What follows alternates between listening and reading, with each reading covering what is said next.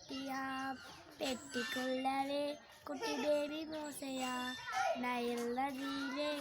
ஞான பெட்டியாம் பெட்டிக்குள்ளவே குட்டி பேபி மோசையா